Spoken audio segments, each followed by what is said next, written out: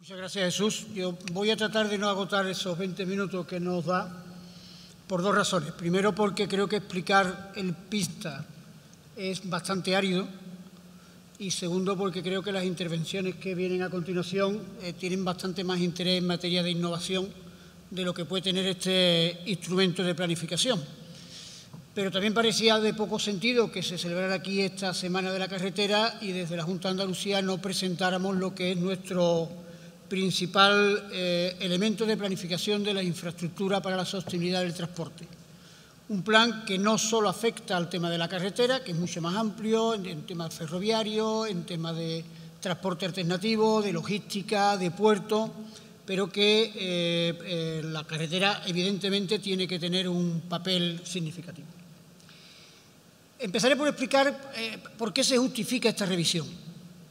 Estamos ante un PISTA que lleva ya 2 años de retraso. El anterior PISTA era 2007-2013. En febrero de 2013 se hace la formulación por parte del Consejo de Gobierno para la revisión de este plan. E insisto, luego lo diré de nuevo, es una revisión y no una nueva redacción completa de este PISTA. Y las razones por las que se revisan, en primer lugar, es por ese plazo temporal. Terminó en 2013 el PISTA anterior, se hace la formulación, coincide justo en la explosión de la crisis financiera y presupuestaria en la que nos encontramos y, por tanto, se está tratando de ver si había algún cambio significativo. Como decía el consejero esta mañana, el PISTA tiene que estar necesariamente aprobado antes de 31 de diciembre, porque es una condición sine qua non del marco comunitario 2014-2020.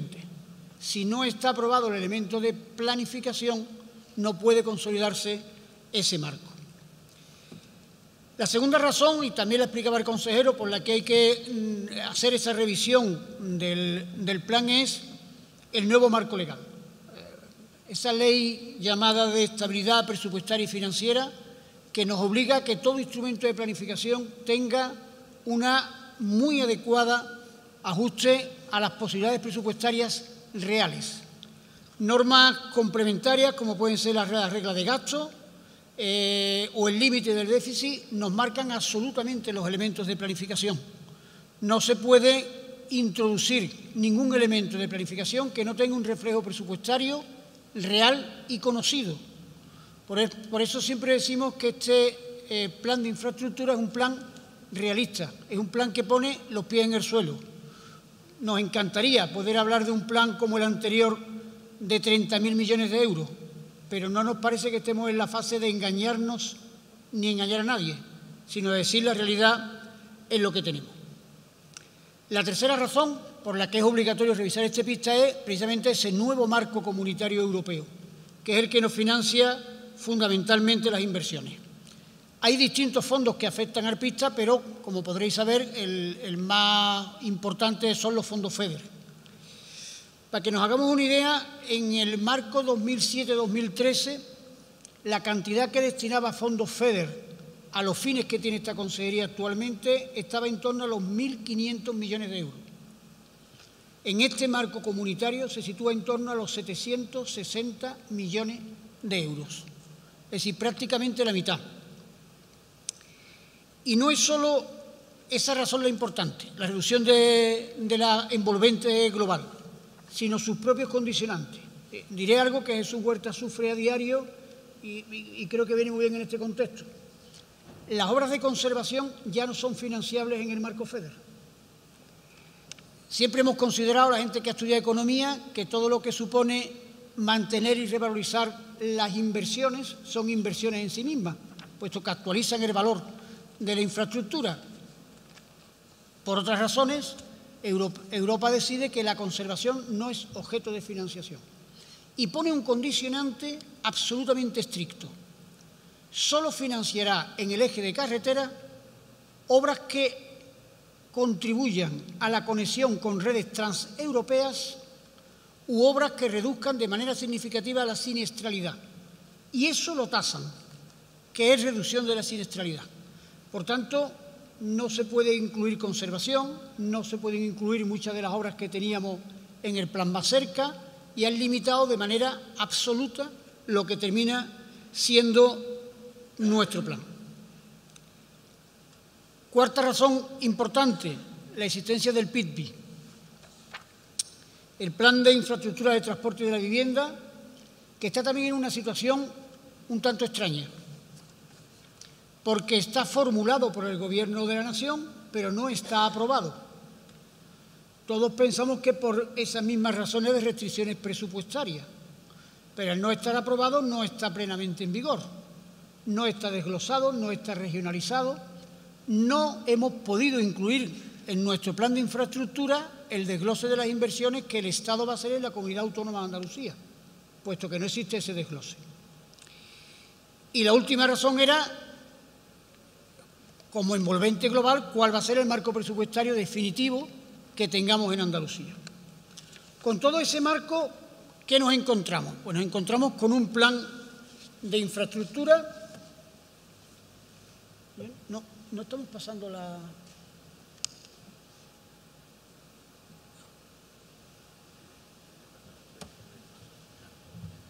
¿Que me tengo que poner a hablar?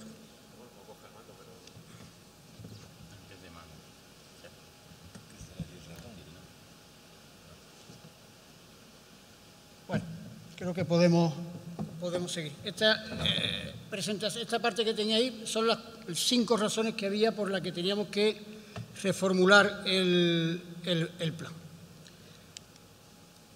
Un plan de esta característica tiene una tramitación absolutamente farragosa, de informes, de borradores, de proyectos, de comisiones que tienen que informar. Afortunadamente estamos cumpliendo el calendario. Estamos a final de octubre y estamos ahora mismo ya en los informes preceptivos. Los 2 grandes obstáculos que suele tener este tipo de planes, como son la memoria ambiental y el informe de incidencia territorial, ya han sido pasados. Estamos ahora con los informes, fundamentalmente el de Hacienda, que es el más complicado, pero creo que estamos en un elevado nivel de consenso, con lo cual nos parece suficientemente posible que esté aprobado el 31 de diciembre.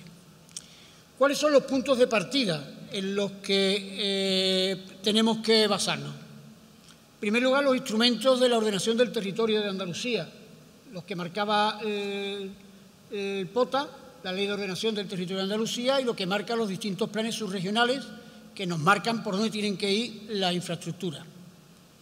También la planificación en materia de infraestructura de transporte del Estado, aunque insisto en que ahí tenemos el inconveniente de no conocer la regionalización y el desglose del PITBI. Y por último, al que también me referí en la parte anterior, las orientaciones de las políticas de la Unión Europea en materia de transporte, especialmente la red transeuropea. Andalucía ha dejado de ser región objetivo 1, somos ahora región en régimen de transición y por otro lado se considera que la brecha de infraestructuras que había entre Andalucía y otras regiones europeas se ha reducido sustancialmente. ¿Cuál es el contenido que tenemos? En primer lugar, buscar la coherencia de toda esta argumentación que tenemos, que no es fácil casarla. Hemos hecho un balance del PISTA 2007-2013 y cuál es su diagnóstico. Bueno, yo creo que este quizás sea un punto importante. El PISTA anterior, el PISTA 2007-2013, preveía una inversión en torno a los 30.000 millones de euros. Hay que explicar que se redacta este PISTA entre los años 2005 y 2007, quizás los años más elevados de esa gran burbuja económica en la que parecía que todos estábamos situados. Decía un amigo mío que tenemos que aprender a planificar en austeridad y ejecutar en abundancia, porque cuando lo hacemos al revés vienen las frustraciones. Resultado final de este PISTA 2007-2013, en el que correspondía un 73% al Estado y un 27% a la comunidad, el nivel de ejecución ha sido del 63%. Es decir, se han ejecutado 18.961 millones de euros. El Estado ha invertido un 58,68% de la previsión que había y la Junta el 75,1%. Hay un periodo claramente intermedio entre los dos pistas. El anterior acabó en 2013, este se formulará en el 2016, pero por medio hemos tenido el 2014-2015, que han sido 2 años de bastante inversión, sobre todo de liquidación de lo que era el fondo de FEDER del marco anterior. Concretamente, en esos 2 años la ejecución ha alcanzado 925 millones de euros, es decir, la ejecución total ha sido de 7.030 millones de euros. Yo creo que no viene de más que justo en este punto, aunque sea muy conocido, yo vuelvo a reiterar la importancia que la carretera tiene en Andalucía. En Andalucía tenemos una red cercana a los 24.000 kilómetros, de los que 10.575 son de titularidad autonómica. Esto supone, por establecer algunas comparaciones, 116 kilómetros de vía de gran capacidad por millón de habitantes. La comunidad autónoma que tiene una población parecida a la andaluza es Cataluña, que se sitúa en 93,9. Y si hablamos de densidad de superficie, en Andalucía tenemos 11,1 kilómetros de vías de alta capacidad por cada 1.000 kilómetros cuadrados. Castilla y León tiene 3,2, Castilla-La Mancha, 2 regiones que están también en el entorno de la superficie de Andalucía, tiene 3. Por tanto, estamos hablando de una red de carretera amplísima, difícil de mantener y que ha supuesto una elevadísima inversión.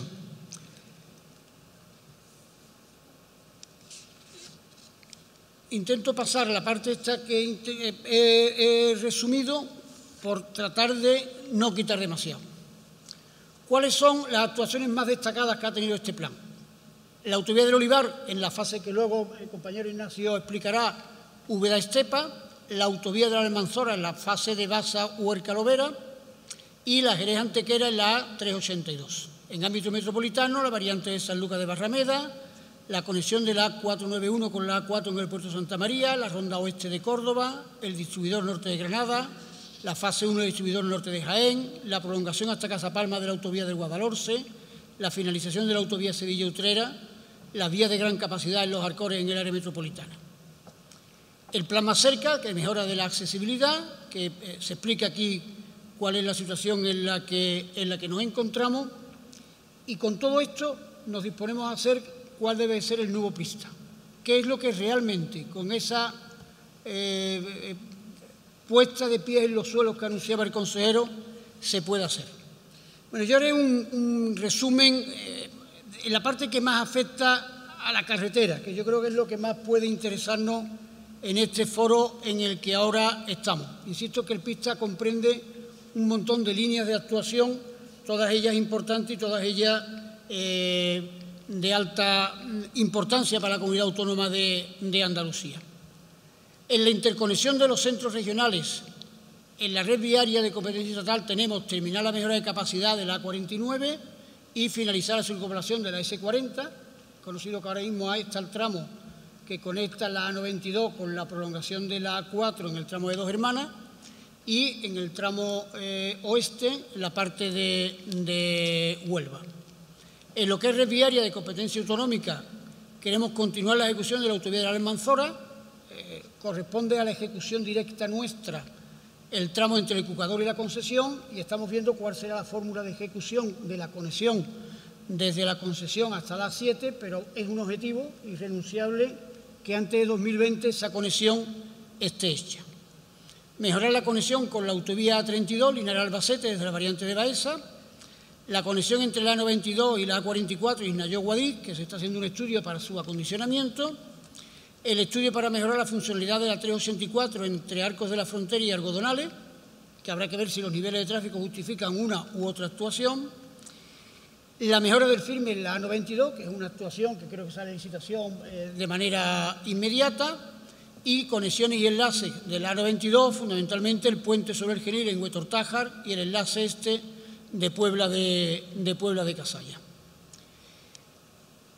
En los ámbitos metropolitanos tenemos en marcha, insisto que me estoy centrando en la parte de carretera, como esta presentación luego la pasaremos a todos los asistentes, podrán verlo con detalle, que hay una fuerte incidencia en los desarrollos metropolitanos y en el desarrollo ferroviario, pero en lo que es en carretera, en las infraestructuras viarias metropolitanas tenemos el vial metropolitano distribuidor oeste de Málaga, entre la A7 y el acceso al aeropuerto de Málaga, la ronda urbana sur de Mairena del Aljarafe, la duplicación de la 392 entre Alcalá de Guadaira y Dos Hermanas, el viaducto del Pago del Medio en el acceso norte de Sevilla, la mejora y ensanche del puente sobre el río Guadiamar, la mejora de capacidad de los accesos al PTA en Málaga y el aumento de capacidad de la 492 desde el acceso de Aljaraque hasta la A49.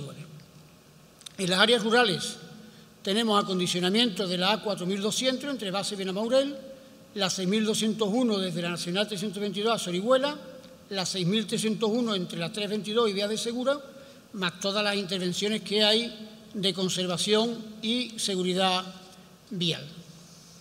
Y en las áreas litorales, la variante Roquetas de Mar, la duplicación de la carretera Vera-Garrucha, la variante sur de Berja, en el tramo este, mejor y refuerzo del firme de la A2226 de Benalup a la A381, el aumento de capacidad de la 491 entre la A2078 y el enlace 2 de Rota, y el nuevo acceso a Isla Cristina desde la Nacional 431 y A49 con la variante de Pozo del Camino.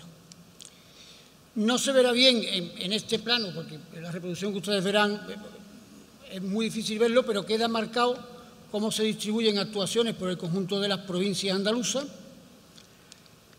Y una novedad que incorpora este pista es un catálogo de medidas a largo plazo. Es decir, la voluntad de la Consejería no es desprogramar ninguna de las actuaciones que ya están planificadas y en su mayoría con proyectos realizados, en fase de anteproyecto, incluso el proyecto terminado, sino ajustarlo al marco presupuestario. Es decir, se programa todas aquellas actuaciones que tienen con seguridad consignación presupuestaria en el periodo 2016-2020, no se descarta en absoluto las demás actuaciones que quedan incorporadas en este catálogo. El resumen final financiero, ¿cómo nos encontramos? Pues de esa inversión andaluza, que era de 6.300 millones, que hemos terminado en 7.000 millones, pasamos a una inversión de 1.300 millones de euros, de los que corresponde a carretera 557,48 millones de euros. ¿Cómo hemos establecido las prioridades? En primer lugar, aquellas inversiones que se acometieron y hubo que suspender por la crisis presupuestaria, reanudarlas. Inversiones que estaban en un 50, en un 60, en un 70, hasta en un 80% ejecutadas, terminar la ejecución para poder ponerlo en marcha. ¿Qué otras ejecuciones? Aquellas que tienen una mayor afección a la ciudadanía, las que conectan núcleos urbanos, las que pueden representar más riesgo de siniestralidad, las que por imperativo de la Unión Europea conectan con redes transeuropeas. Este es el informe que tenemos sobre el pista. Yo quiero terminar con las palabras que dijo el consejero. Nosotros queremos hacer un ejercicio de realismo con la formulación de este pista, pero ni de resignación ni de pesimismo. Este es el pista que se puede pintar con lo que hoy es seguro que tenemos en presupuesto. Pero aspiramos a que esto pueda crecer. Sabemos que siempre hay reprogramaciones. Queremos ser un modelo de ejecución de estas inversiones para que, si hay reprogramaciones, poder ofrecer como consejería la capacidad de ejecutar esas inversiones. No vamos a renunciar a seguir peleando y en este sentido hemos pedido el apoyo del sector en una jornada reciente que tuvimos en Antequera, por lo que explicaba el consejero en su intervención de que determinadas obras de infraestructura que coayudan al crecimiento económico deben de excluirse del cómputo del déficit a nivel Estado. Deben de financiarse con deuda pública sin computar como déficit, porque si no es de esa manera, nunca quitaremos los cuellos de botella que impiden la competitividad de Andalucía con el resto de regiones europeas y también con algunas regiones españolas. En septiembre de este año el consejero presentaba un informe en el Consejo de Gobierno que decía que en este ejercicio 2016 hemos reactivado o estamos reactivando un total de 290 millones de euros en obras. 290 millones de euros.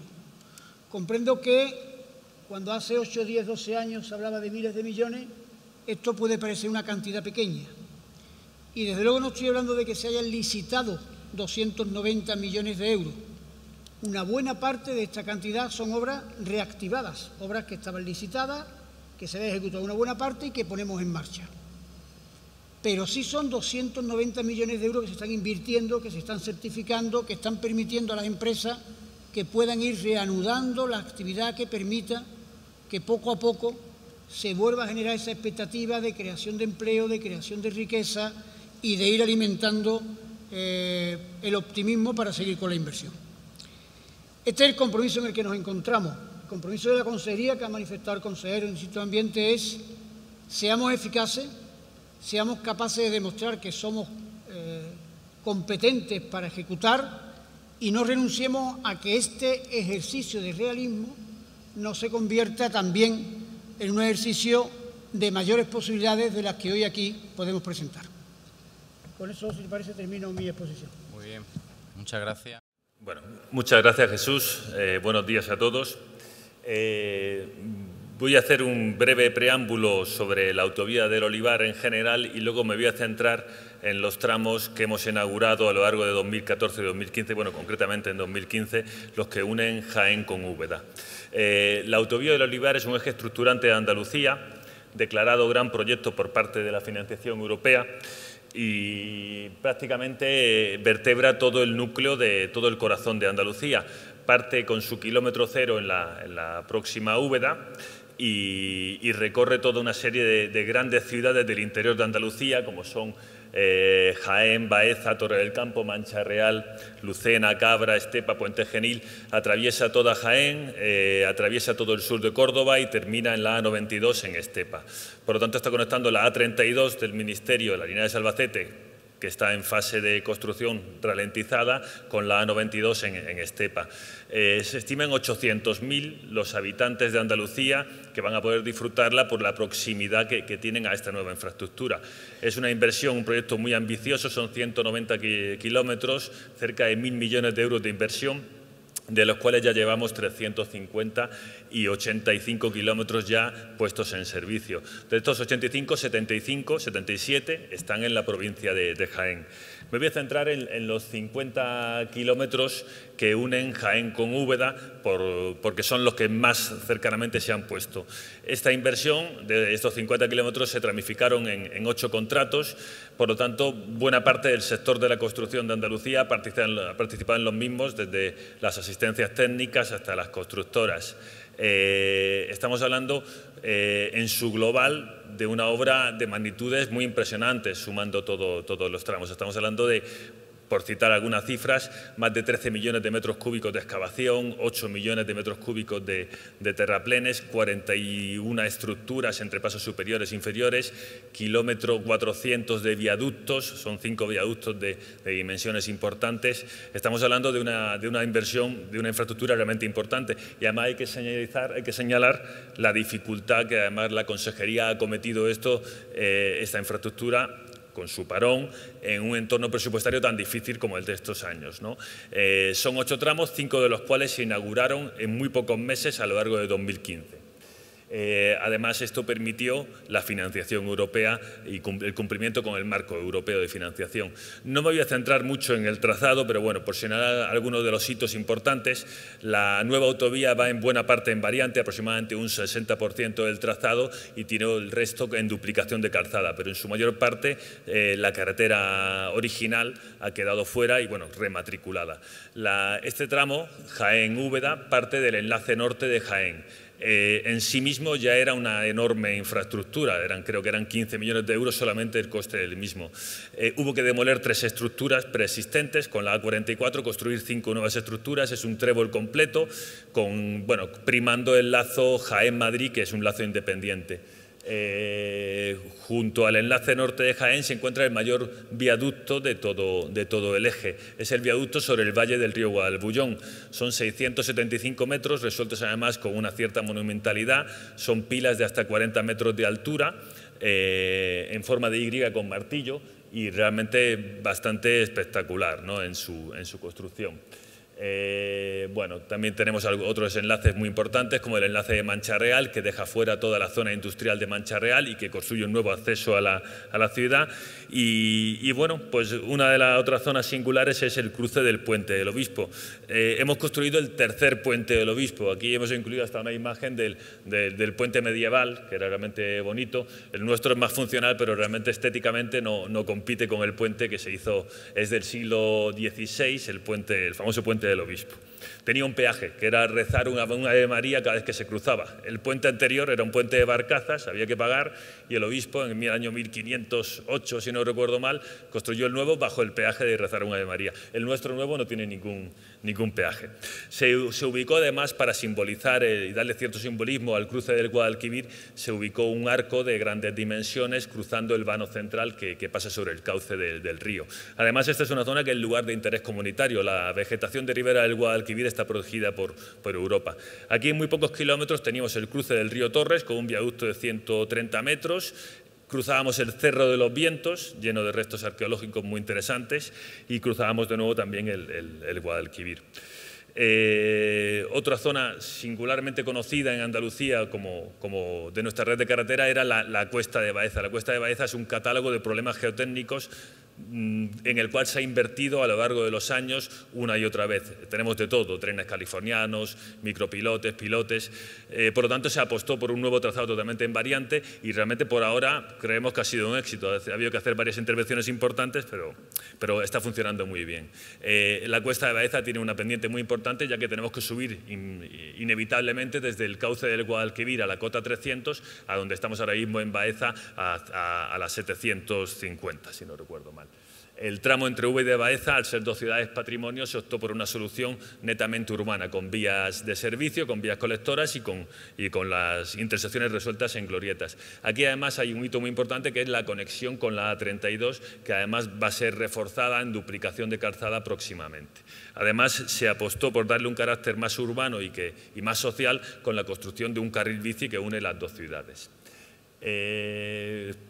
Una infraestructura de este tipo, 50 kilómetros de autovía, tiene grandes retos técnicos. El principal es claramente la geotecnia. Estamos en una de las zonas peores de Andalucía para la construcción de carreteras. Son masivamente margas muy expansivas, de alta plasticidad, y en este caso se ha optado por una solución de estabilización con cal, como pocas veces se ha hecho en tales magnitudes en este país. Son más de 2 millones de metros cúbicos de estabilizado con cal y además con algunas soluciones singulares que ahora mencionaremos.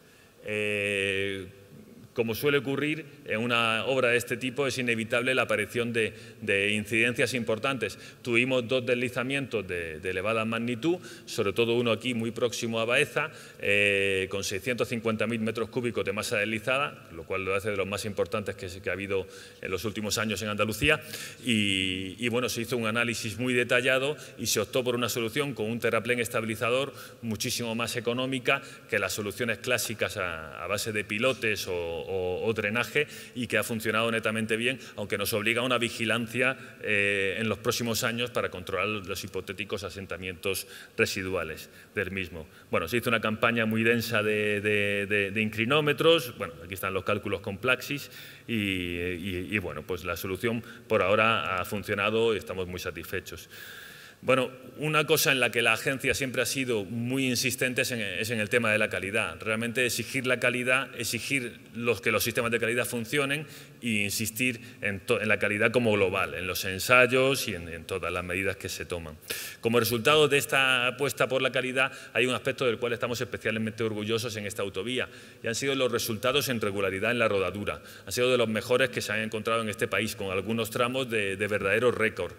Conocéis que el tema del IRI, el Índice de Regularidad Internacional, están claramente relacionados con la resistencia a la fatiga del firme, con la durabilidad del firme, con el confort, con la seguridad y hasta con el mantenimiento de los vehículos. Aquí se ha apostado claramente por conseguir un IRI de excelencia. Tenemos tramos con 0,5, que ha habido pocos en este país que se hayan logrado con esa magnitud, y en general todo el lado de la autovía tiene 0,8, y además acabo de comprobar que se mantiene más o menos igual tras haber pasado ya casi un año. Bueno, esto ha supuesto una apuesta desde abajo, ¿no? Desde los seleccionados, un control continuo de los resultados de la capa, apostar por el silo transfer, que funciona estupendamente para lograr un buen IRI, y por los microfresados cada vez que encontrábamos alguna zona con cierta problemática. Bueno, aquí aporto algunas imágenes sobre el control que hacíamos desde las capas inferiores, subiendo y cómo se iba logrando la mejora. Prácticamente muchas veces en intermedia o en base ya encontrábamos resultados de rodadura, que cumplían rodadura. Eso tiene el mérito, además, se subraya porque estamos en una zona de mucha complejidad geotécnica y con paquetes de firme relativamente estrictos. Estamos hablando de un T2, no tenemos 3 o 4, no tenemos 3 capas, pero no tenemos 4 capas de aglomerado como puede ocurrir en muchos casos, ¿no? La administración suele ser conservadora, pero en este caso se ha apostado por la investigación y por la innovación. Son 4 tramos experimentales, aparte de varias investigaciones colaterales que se han llevado a cabo, multitud de publicación de artículos en congresos, en todo tipo de trabajos a nivel nacional. Todos se han caracterizado por el reciclaje y la reutilización.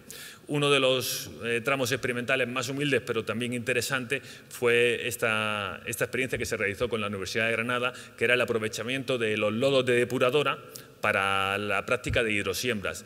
Digamos, consistió en la puesta en marcha de la técnica para que los lodos pudieran ser de forma efectiva utilizados, había que conseguir la proporción correcta de sequedad y luego además pues intentar ahorrar y sustituir parte de los componentes de la hidrosiembra, o en mulch, o en abono, o en adhesivo, o en colorante, intentar ir reduciendo esas distintas partes, y el resultado fue realmente satisfactorio. Una experiencia muy interesante ha sido lo que hemos practicado en uno de los tramos, en los terraplenes de uno de los tramos de aquí de la autovía, ha sido intentar buscar alternativas a la cal, que la cal realmente pues es cara, a efectos de intentar estabilizar los suelos expansivos, en este caso margas, que es lo que teníamos aquí. Además, hay cierta controversia sobre el comportamiento de las margas en determinadas condiciones a largo plazo una vez estabilizadas con cal. Bueno, se ha trabajado en esa línea y aquí se probó toda una batería de diferentes agentes estabilizadores. Los resultados, concretamente con la ceniza de biomasa, fueron muy prometedores. Aquí en Linares hay una central eléctrica que produce electricidad por la quema de biomasa, concretamente de restos de la poda del olivar, y bueno, pues tiene un cierto carácter puzolánico, tanto la escoria como la ceniza que se obtiene, y los resultados han sido muy interesantes a efectos de la estabilización. Se hizo un tramo, se troceó en 4 tratamientos diferentes y bueno, pues los resultados han sido interesantes, unos mejores, otros peores, pero realmente todos interesantes. Bueno, aquí esto se ha hecho en colaboración con la Universidad de Granada, se hizo todo tipo de ensayos, los más interesantes son los que veis a la izquierda, que era difracción de rayos X, en los cuales se ve como los picos de la mombrollonita y la hilita, que son los componentes más expansivos de la arcilla, pues cómo bajaban una vez aplicado el tratamiento de estabilización. También se hizo un trabajo muy interesante de lo que era el tren de colocación y de compactación del material, con toda una serie de tanteos con diferentes equipos para comprobar cuáles eran los que nos obtenían mejores rendimientos y mejores resultados. En colaboración con el Laboratorio de Ingeniería de Construcción de la Universidad de Granada, aquí se ha hecho una práctica de un empleo de caucho NFU, de caucho proveniente de neumáticos fuera de uso, muy interesante. Son cerca de 20 kilómetros de autovía en los cuales hemos empleado en la rodadura esta aportación de caucho. Además, en una vía colectora aquí, en una vía de servicio aquí en Úbeda, hicimos también otra experiencia. Sabéis que bueno, el caucho pues tiene una mejora neta en el comportamiento de la mezcla, aparte del carácter medioambiental que tiene.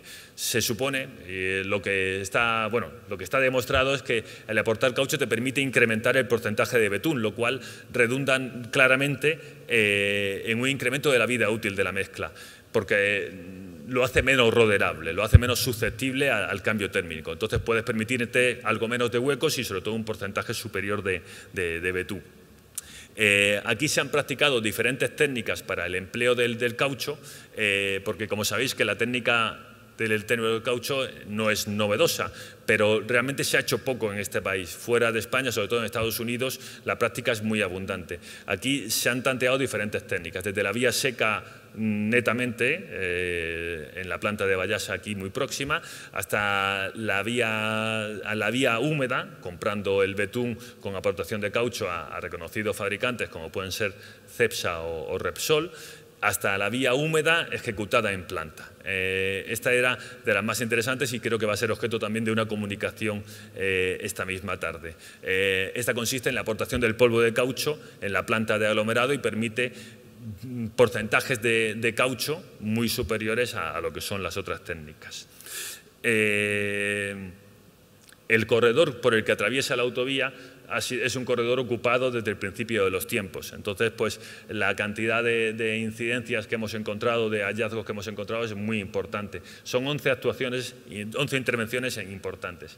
Se ha intentado en buena parte coordinarlo con el Centro Andaluz de Arqueología Ibérica, que ha llevado los trabajos a varios congresos, y los restos que han ido apareciendo son realmente interesantes. Aquí se ve los restos de una villa romana, muy próximo había también restos de una calzada. En el eje están marcados las diferentes ubicaciones. Esta imagen es muy espectacular, es la carretera original antes de la transformación en autovía y es atravesando un poblado calcolítico y lo que se aprecia son el foso que rodeaba con sus entradas este poblado, este antiguo poblado.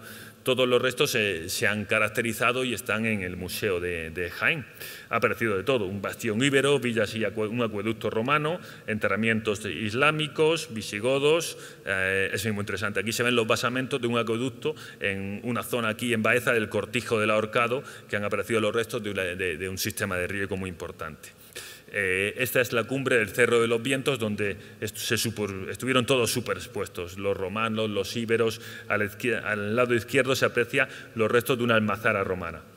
En una obra de este tipo, que además tiene una duración grande y una gran afección, pues yo creo que hay que destacar que hay que intentar mantener una comunicación constante y contentar a los afectados en la medida de lo posible. Entonces, pues desde la Consejería, desde la Delegación Territorial y desde los servicios de comunicación de la agencia se ha apostado fuertemente por esto. Se creó una web propia del olivar, todos los tracks se colgaron dentro en formato Google Earth, se colgaron dentro de esta web, una presencia permanente en medio, una coordinación permanente con todos los terceros, todo tipo de actuaciones, de visitas con diferentes colectivos. Y también, bueno, pues es importante, aunque lo he metido aquí, que a efectos del contribuyente también se ha cuidado mucho porque realmente el ratio inversor es muy favorable. Hemos conseguido un ratio de 4,5 millones de euros por kilómetro de autovía que es muy interesante y además con una desviación de los presupuestos a final de la obra solamente del 7,5%, que es también para esto. Y muchas gracias a todos. Muchos de vosotros habéis participado en las obras. Gracias también por el esfuerzo y gracias por vuestra atención. Muchas gracias. Efectivamente, pone la primera diapositiva. ¿Con cuál de estos botones? Ah, sí.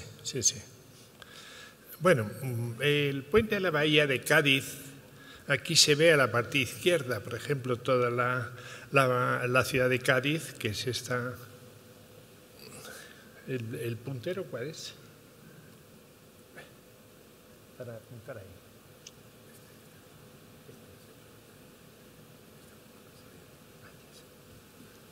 Ahí se ve la ciudad de Cádiz. No. Perdón por este retraso. La ciudad de Cádiz es esta. No veo el puntero. La ciudad de Cádiz es esto. Esto es Puerto Real. Esta es la bahía. Y este es el canal de navegación que tiene la ciudad. Se ve muy mal con este puntero, pero viene desde aquí, va y cruza por aquí abajo. Actualmente hay un puente de acceso a Cádiz, hay una pequeña vía por esta península de aquí, pero el puente principal que viene a Cádiz es el puente el puente que Carranza, que cruza el canal de navegación, como se ve en esta situación, accede a Cádiz aquí y entonces atraviesa toda la ciudad hasta llegar al puerto de Cádiz, que es este, con el consiguiente perturbación de toda la vida urbana en la ciudad y además con una capacidad de tráfico muy pequeña, porque el puente es estrecho, se hizo a principios de los años 60 y es basculante porque aquí tiene que dejar paso a los barcos, lo que quiere decir que en determinados momentos hay que parar todo el tráfico. Entonces ya el Ministerio y la Alcaldía de Cádiz estaban con mucha intención, mucha ilusión de hacer un segundo acceso a Cádiz, que es este de la Lilla Morada, que es el que constituye el puente de la bahía, que va a ser precisamente un puente que va desde aquí, que está aproximadamente el Corte Inglés, hasta atraviesa el canal de navegación, que es este, el muelle de la Cabezuela, que está aquí, y después el Puerto Real hasta llegar a la autopista. ¿Cuáles son las condiciones funcionales que nos obligaron a hacer el puente que se ha hecho? Primero, el canal de navegación tiene unos 400 metros de ancho. ¿Qué es esto? Y el puerto nos obligó a dejar 70 metros en la zona del puerto para que las grúas del puerto no chocasen con la pila, con lo cual hubo que retrasar la pila 70 metros hacia atrás y lo mismo 70 metros hacia adelante aquí para mejorar la posibilidad del giro de los barcos que hacen maniobras en esta situación. Con lo cual quedaba una luz libre obligatoria de 540 metros, que es la que tiene. Realmente esas eran condiciones expuestas desde el exterior que se nos plantearon a nosotros. Decir un puente de 540 metros, los puentes pequeños hay 200 soluciones para ellos. Conforme se va aumentando el tamaño del puente, la luz, el número de soluciones va reduciéndose. Este no es de los puentes más grandes del mundo, porque ya se está el récord en 1000 metros en los puentes atirantados, pero para este tipo de luces solo existe casi con seguridad la solución de puente atirantado. La solución de puente colgado es excesiva y además poco eficaz. Y el arco, que también se ha hecho algún arco de 500 metros de luz en China, era menos aconsejable en este punto por sus condiciones de cimentación. De manera que casi nos quedaba como solución única la solución de puente atirantado para saltar los 540 metros de luz obligatorios para mantener el gálibo de navegación en esta situación. Esta es una infografía, no es una fotografía del puente, se ve regular, pero aquí se ve el canal de navegación que está aquí se ve el puente atirantado en la parte derecha, y después el resto es el acceso desde Cádiz, que Cádiz es la ciudad de ahí, y por el otro lado el acceso desde Puerto Real. Hay un punto singular en este trazado, que es un vano que hay en esa situación, que yo no lo veo desde aquí lo veo en mi pantalla, pero aquí no lo veo. Aquí está, este vano. Tiene 150 metros de luz. Fue una pelea, yo creo que fue esta pelea la que tuvimos con este asunto, porque el puerto tiene aquí, en la parte de adelante, aquí está hay una gran factoría de astillero de barcos, función de barcos, que estaba muy disgustado porque los barcos los hacen los coreanos. Es decir, no hay manera de meterles un barco. Aquí hay gaseros que se han hecho muy grandes, pero sí tenían un puente grúa muy elevado que permitía hacer puentes de 100 metros de altura. Ergo, dijeron, bueno, pues tenemos que tener un paso de 100 metros de altura para que los barcos que nosotros construimos aguas abajo puedan atravesar el puente. Claro, si nosotros cogemos desde aquí con un 5%, que es como se decidió la pendiente longitudinal, pues llegamos aquí casi hasta 70 metros de altura, pero no 100 metros. Entonces, el asunto era si se hacía un tramo intermedio que permitiese pasar y con lo cual tenía ese tramo levadizo. Bueno, esta solución se discutió mucho en el sentido más general con todas las autoridades, porque decían los de astilleros, los que hacían los barcos, que sus obreros se manifestaban encima del puente Carranza y quemaban neumáticos para impedir el tráfico si no se les permitía pasar aquí. Pasa una cosa, que en este puente, aquí la profundidad de la bahía, 14 metros es en la zona del canal de navegación, son 14 metros de profundidad. pero el resto tiene apenas 2 metros de profundidad, incluso menos. Claro, pasar un barco que tiene más de 100 metros de altura por un sitio que tiene 2 metros de profundidad es imposible, con lo cual cada vez que quería pasar un barco tenemos que dragar toda la bahía del... Eso se vio que iba a ocurrir, de ocurrir alguna vez, iba a ocurrir muy pocas veces, pero aún y todo se empeñó la Administración en hacerles ese puente levadizo y en principio planteamos aquí un puente basculante que se pudiese abrir las puertas, pero al final, como se vio que la maquinaria hay que mantenerla y que el número de barcos iba a ser casi ninguno a lo largo de toda su vida, lo que se hizo es un puente desmontable. Quiero decir que si va a pasar un barco habrá que dragar toda la bahía, coger el vano y levantarlo, moverlo, que pase el barco y volver a ponerlo, lo cual hace el asunto realmente complicado. Bueno, este es un punto particular que digo yo que tiene el trazado. Por lo demás decidimos ir a 75 metros de luz. Las cimentaciones son complicadas, están en el mar, y por consiguiente el coste de la cimentación es importante y la luz, por esa razón, la planteamos de ese tamaño. Por otro lado, hicimos aquí una cosa particular también. Las luces de compensación, es decir, esta luz de aquí, del vano de compensación, que no veo yo la tinta, vaya, hombre. No sé qué se me ha ido.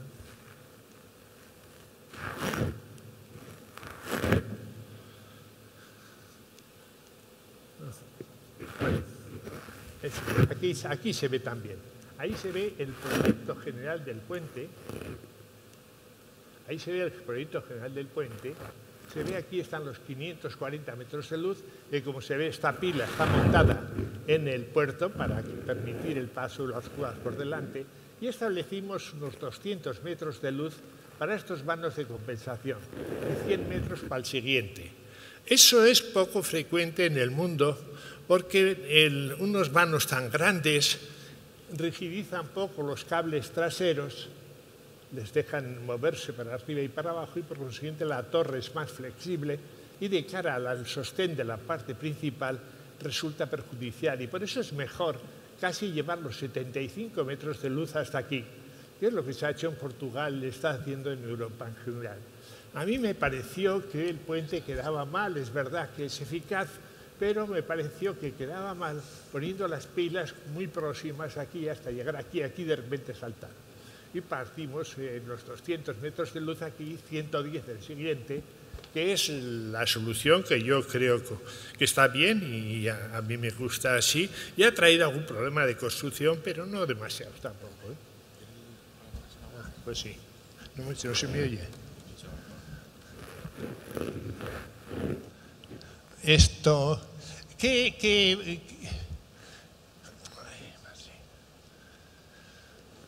no me hago con el chisme aquí. Otro punto importante de decisión es la forma de la sección transversal.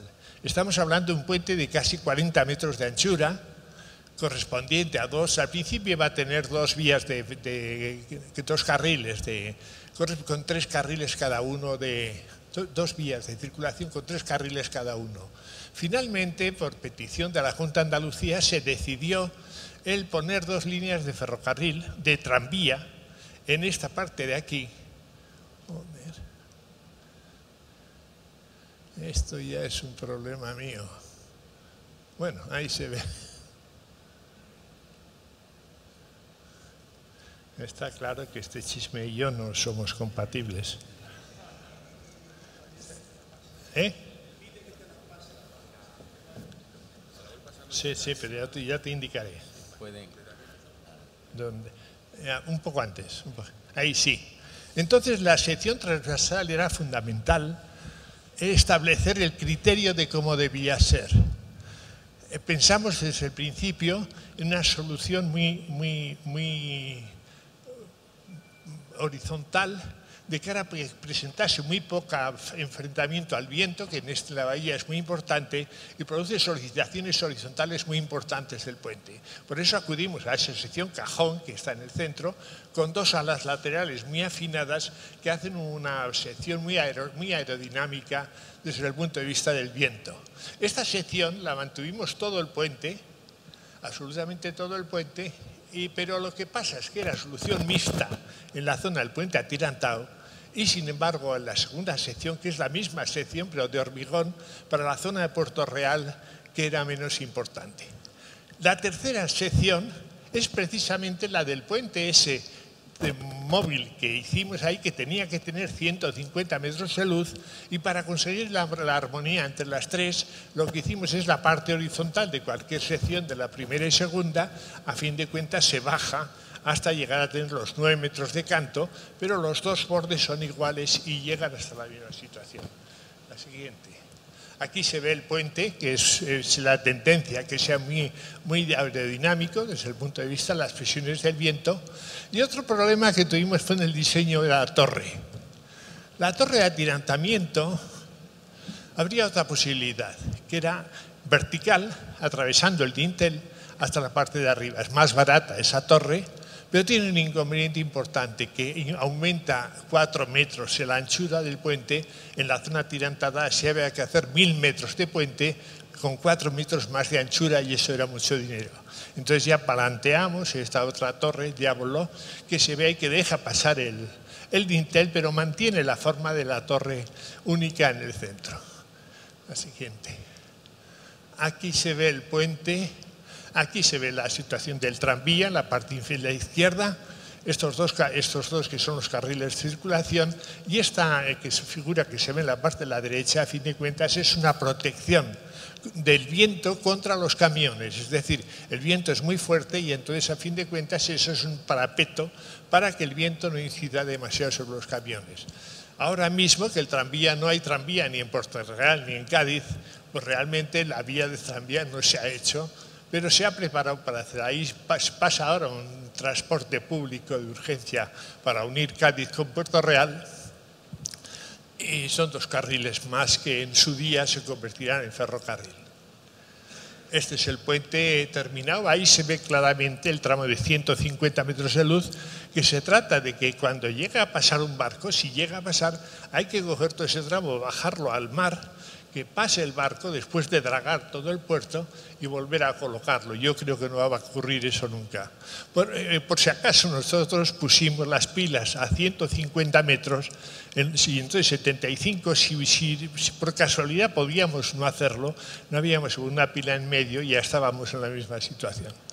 La siguiente. Este es el modelo de cálculo, que no importa ahora porque no voy a entrar en ningún problema de cálculo, ya que este no es el lugar adecuado, y ahí se ve por debajo todo el puente. Construcción, sí me voy a centrar un poco más. Todo el problema de la cimentación en la bahía de Cádiz es complicado, pues tiene profundidad de agua, desde 14 metros que decía en la zona de navegación, y del orden de 2 a 3 metros en el resto. Era una cimentación por pilotes, y por consiguiente lo que hicimos fue unos recintos metálicos que sumergimos, porque lo que no queríamos es que el encebado de los pilotes poner en la parte superior, cosa que es más barata. La siguiente. Aquí se ve por dentro, hay unas cimentaciones enormes de grandes, la de la torre, por ejemplo, que está en medio de la bahía, y se ven los pilotes donde van a estar en el centro, y todas esas vigas horizontales, que es la sujeción de la presión de agua que existe en este recinto, que es enorme, de grande. La siguiente. Los pilotes dentro del recinto. La siguiente. La armadura ya que está saliendo para la siguiente. La siguiente. Esta es la pila normal. Es una pila bastante trabajada, en el sentido, son 2 trapecios con la base mayor en el centro, que es la que crea la arista central, y se abre en la parte superior para recoger la anchura del dintel. Es la misma pila y el mismo criterio en todo el puente. La siguiente. Aquí se ve el tramo de acceso desde Cádiz. Cádiz es esa de aquí, y ese es el primer tramo de acceso que se ve ahí. La siguiente. Aquí se ve el dintel, la esbeltez que tiene el dintel desde el punto de vista de enfrentarse al viento, Y lo que hicimos en este tramo fue empujarlo. Se construyó en Cádiz y se fue empujando hacia el centro de la bahía. La siguiente, aquí se ve ya con atirantado, claro, porque tiene 75 metros de luz, en voladizo, hasta llegar a la pila. La siguiente. Este es una figura, la de abajo aquí, que es la deformación que se tiene y el estado tensional que se obtenía en el puente cuando se tiran los tirantes para hacer que la pila pase, que el dintel pase por la pila, pero bueno, no tiene importancia. La siguiente. La siguiente. Aquí se ve otra fotografía del puente en construcción de esa zona. La siguiente. Bueno, hablamos del puente atirantado, que es el más importante. El puente atirantado tiene casi 1000 metros de longitud, pues son los 540 más 200 metros de luz en los dos bandos de compensación, más 100 metros de luz en los siguientes. La siguiente. Aquí se ve en la fotografía del mismo, es un puente atirantado clásico. La siguiente. La construcción no fue tan fácil, porque las pilas, lo que hemos hablado antes de la pila que se abre para dejar pasar el dintel, obliga a una construcción en voladizo. Es una cimbra preciosa que hizo Dragados, que es el constructor del puente, que lo hizo muy bien además. Dragados hizo un trabajo excelente. Bueno, pues es el que puso esa cimbra, que es preciosa, autoportante. La siguiente. Ahí se ve la torre, después cómo se va trepando todo el fuste inclinado en los dos lados. En la parte inferior, desde luego, tiene que existir un travesaño para coser el empuje hacia afuera que dan las pilas. La siguiente. Aquí se ve la pila terminada. No, esta es una infografía. Ah, no, esta es pila. Esto es una fotografía.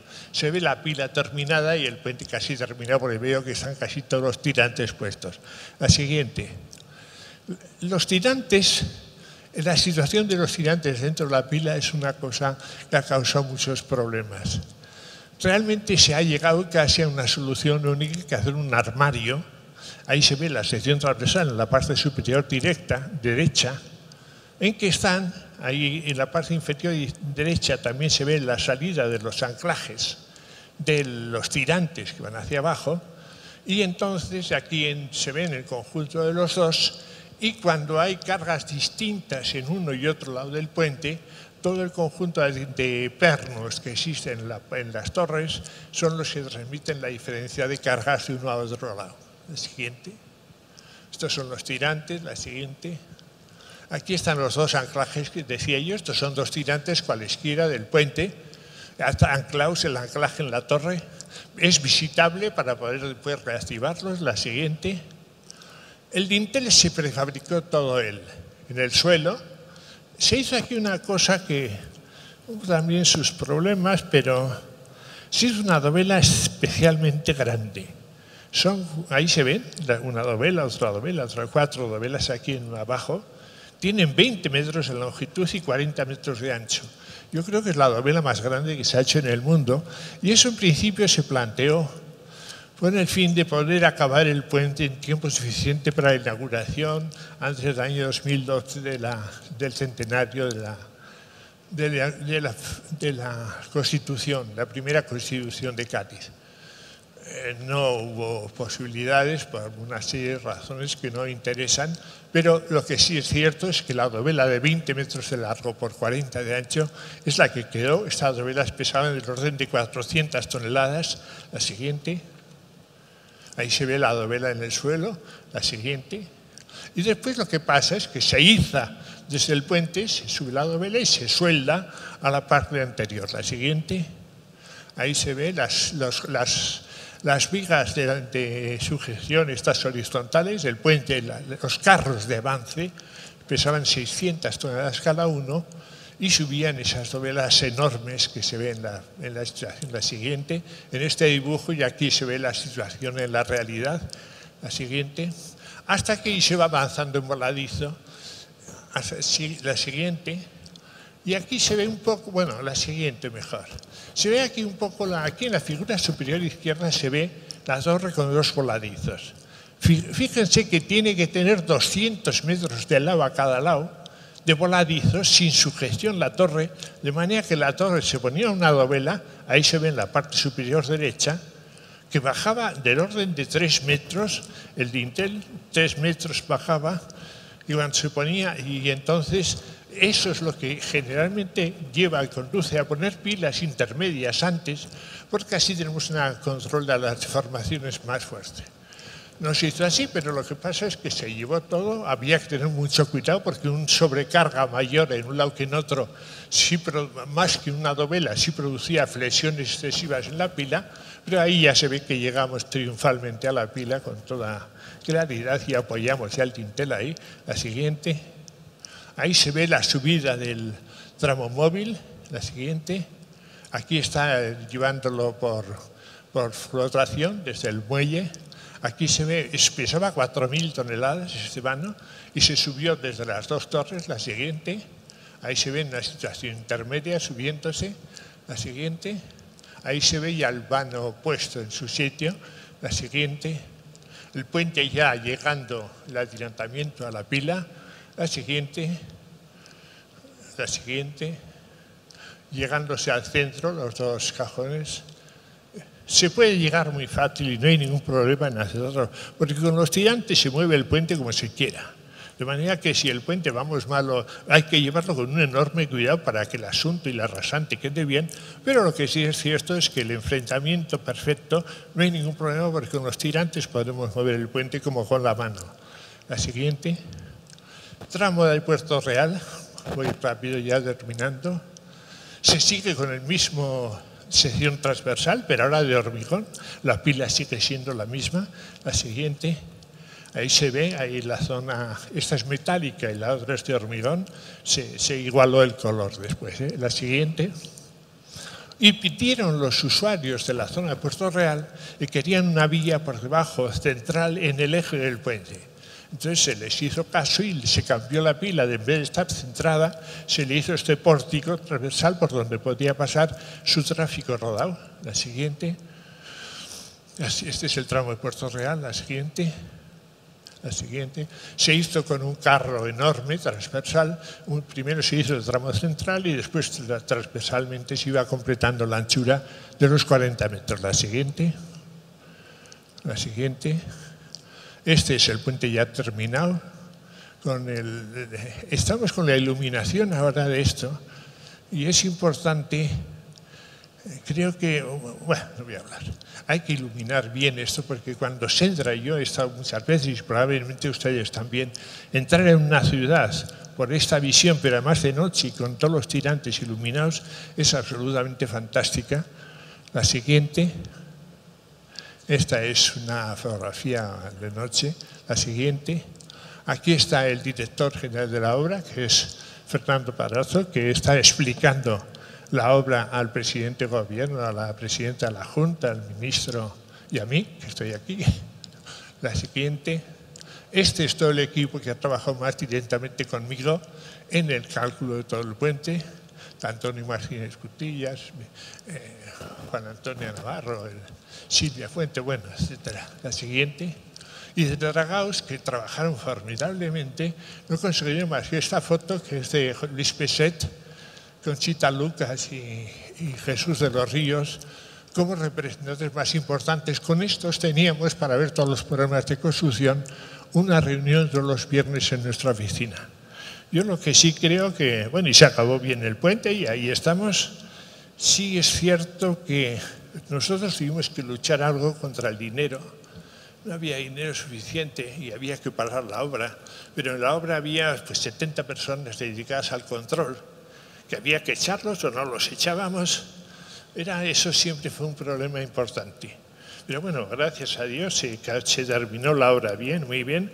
Todos creo que quedaron contentos. Y yo también. Muchas gracias.